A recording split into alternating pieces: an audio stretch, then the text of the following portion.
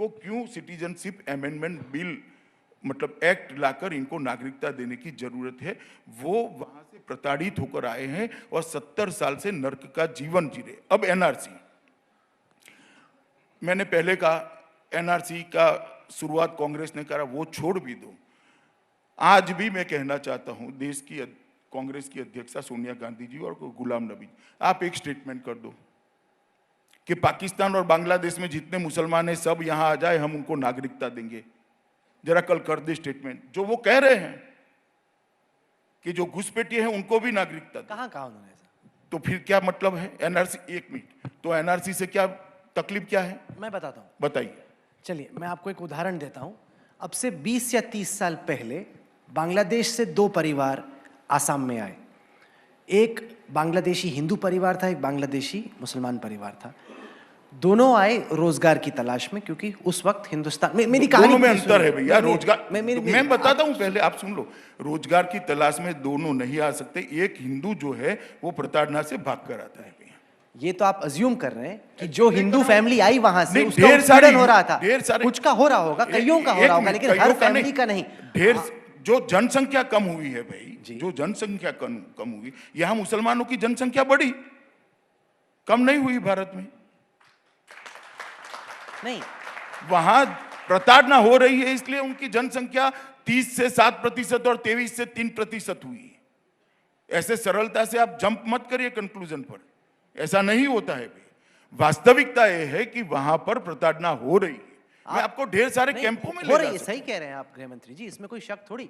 लेकिन आप ये नहीं मान सकते कि हर हिंदू परिवार जो कह रहा है कि उसका उत्पीड़न हो रहा है वो सही है, क्योंकि जब उससे पहले पूछा गया उसने कहा हम तो यहीं पे रहने वाले, 71 से पहले आए। या तो उसने तब झूठ बोला या अब झूठ बोलेगा। अब वो कहेगा कि उत्पीड़न हो रहा है। आपका कहना बहुत सरल है क्योंकि आप भारत में जन्मे हो। उस वक्त कोई उसको पूछने भी नहीं गया था और पाकिस्तान के प्रधानमंत्री ने स्टेटमेंट किया था हम दलितों को नहीं जाने देंगे। पाकिस्तान में साफ सफाई कौन करेगा? और उस वक्त कांग्रेस के प्रधानमंत्री चुप रहे थे। उसी दिन सबको लाने की जरूरत थी, इनके भरोसे छोड़ने की जरूरत नहीं थी। पर सर हकीकत ये भी तो है कि जब आप एनआरसी की बात करते हैं और आपने मिशन बनाया और जो आप कहते हैं उसको देश की जनता बहुत गंभीरता से लेती है कि 2024 तक आप एनआरसी की एक्सरसाइज को देश भर में कंप्लीट करेंगे। यहाँ पे कई सारे अशिक्षित गरीब परिवार हैं जिनके पास कोई दस्तावेज नहीं है, वो कहाँ साबित करेंगे? आसाम में भी हमने देखा कि फौजी फैमिलीज जो कि 1971 की लड़ाई में रह चुके, एक पूर्व राष्ट्रपति का परिवार, वो नहीं दिखा पाए।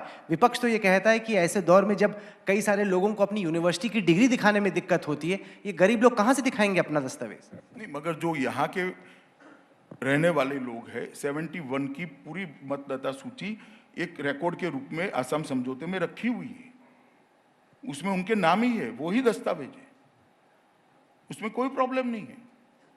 उनके पिताजी के नाम 71 की मतदाता सूची में है ही। सर मैं आसाम में था, वहां पे मैंने लोकल से बातचीत की, उन्होंने कहा कि जो जेन्युइनली इलीगल है, जो असल में बांग्लादेश से आया है, उसने कुछ ना कुछ साम दाम दंड भेद करके अपना पासपोर्ट, अपना राशन कार्ड, अपना आधार कुछ ना कुछ करके बनवा लिया है। कई ऐसे लोग जो कि असल में हिंदुस्तानी हैं लेकिन चूंकि गरीब हैं, उन्होंने बॉर्डर नहीं किया, उनके पास दस्तावेज नहीं थी, वो अब ठोकरे खा रहे हैं।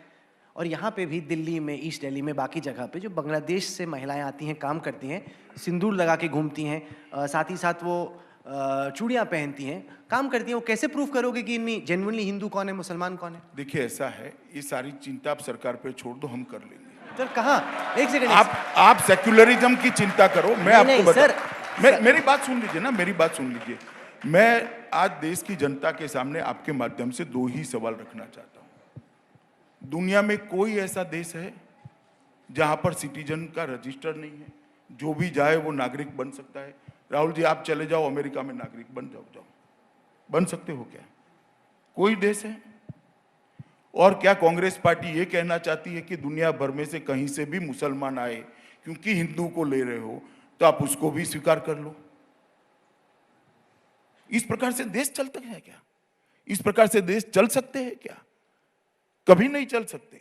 और जहां तक भेदभाव का सवाल है, यूरोप के कई सारे देशों ने नियम बनाए हैं ग्रीन कार्ड और नागरिकता के लिए इतना इन्वेस्टमेंट करोगे तो ही हमारे यहाँ नागरिकता मिलेगी, तो गरीब के साथ भेदभाव नहीं है। आप किसी और देश एक सेकंड, इतना एजुकेशन होगा तो ही हम आपको नागरिकता देंगे, तो अनपढ़ के साथ भेदभाव नहीं है।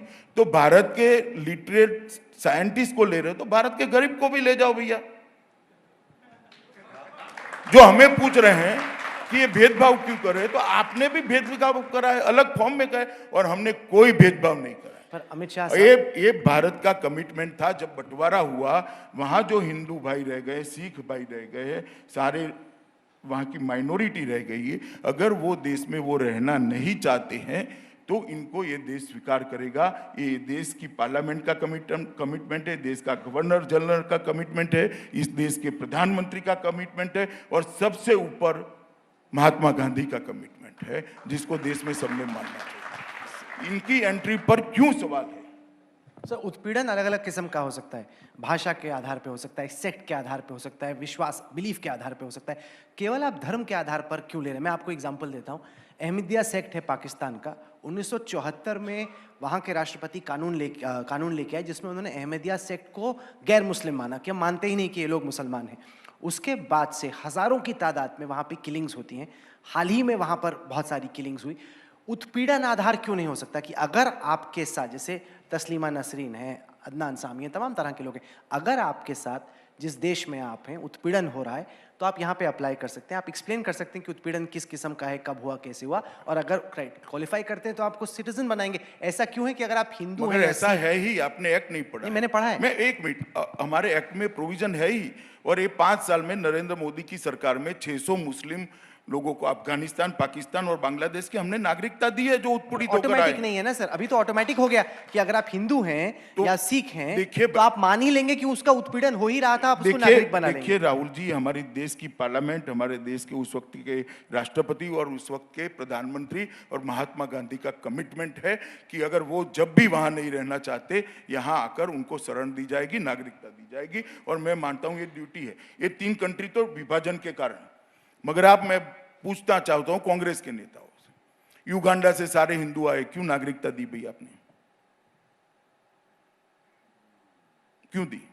वो तो कांग्रेस बताएगी ना, मैं क्या बताऊं? कांग्रेस क्या बताएगी? कहाँ जाएगा जवाब? सर कांग्रेस देगी। कल मानो मैं भगवान न करे जैसा युगांडा में हुआ ऐसा फ्रांस में होता है, वहां से कोई ऐसा शासक अगर सारे हिंदुओं को निकाल देंगे, हिंदू कहां जाएगा?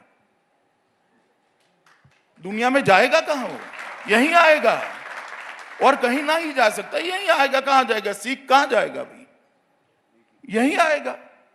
कहां जाएगा? अगर अफ्रीका से सबको निकाल दिया तो यहीं आए, तो आप, और हमने स्वीकारना चाहिए। इस कानून को आपने केवल इन 3 देशों तक सीमित क्यों रखा? श्रीलंका जैसे देश में कई सारे तमिल रेफ्यूजीज हैं, वो भी हिंदू हैं, जिनका भी वाकई में धर्म के आधार पर उत्पीड़न हो रहा है, वो क्यों नहीं आ सकते? श्री रविशंकर मांग कर रहे हैं, सुब्रमण्यम स्वामी आप ही की पार्टी के मांग कर रहे हैं कि आने दीजिए। ऐसा है कि देश में कई बार नागरिकता देने के अलग अलग प्रावधान बनाए गए, लंका के लिए भी बनाए गए। 6 लाख से ज्यादा फैमिली को, लंका से आए हुए तमिल भाइयों को हमने नागरिकता दी। उस वक्त इनको क्यों नहीं दी?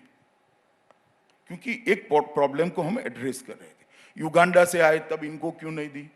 क्योंकि ये प्रॉब्लम एड्रेस कर रहे थे। 71 में इंदिरा जी ने एक मास नागरिकता दी, 71 में, कि भाई बांग्लादेश से जो आए हैं सबको, अब तक जो आए उनको नागरिक बनाएंगे। दंडकारण्य प्रोजेक्ट भी 60 में आया, तो उस वक्त इनको क्यों नहीं दी? क्योंकि ये एक पर्टिकुलर प्रॉब्लम को सॉल्व करे। अभी हम ये 3 देश से जो माइनॉरिटी के लोग धार्मिक प्रताड़ना के कारण यहाँ आए हैं, इनके प्रॉब्लम को सॉल्व कर रहे हैं। अभी क्योंकि लोगों ने ये सवाल पूछा कि